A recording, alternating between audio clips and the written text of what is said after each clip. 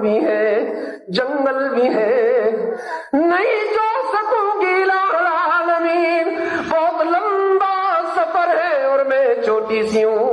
रब्बुल आलमीन ने फरमाया, चूंटी तू छोटी है तो क्या हुआ, तेरा रब तो बहुत बड़ा है ना।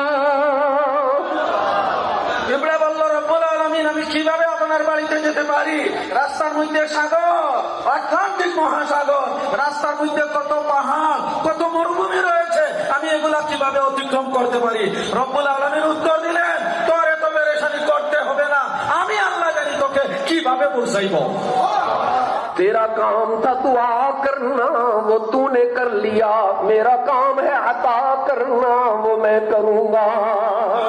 আমার কাম দান করা, আমি এটা যদি চাই তাকে তোরে কিভাবে আমি পৌঁছাইব এটা আমি জানি।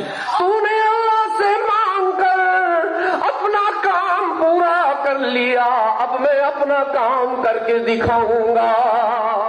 अब ताला ने एक कबूतर की ड्यूटी लगाई, जाओ उड़ते हुए जाओ, रास्ते में रुकना नहीं, रास्ते में ठहरना नहीं, पहुंचो मेरी चूंटी के पास। वो कबूतर उड़ता हुआ आया, चूंटी के करीब बैठ गया।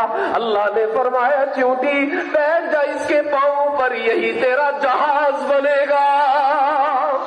আল্লাহ তাবারক ওয়া তাআলা সাথে সাথে একটি কবুতরকে হুকুম দিলেন, এ কবুতর কোথাও তুমি থামবে না, সোজা আমার একটি মখলুক পিঁপড়া তার সামনে গিয়ে তুমি বসবে, তার একদম পাশে, সে তোমার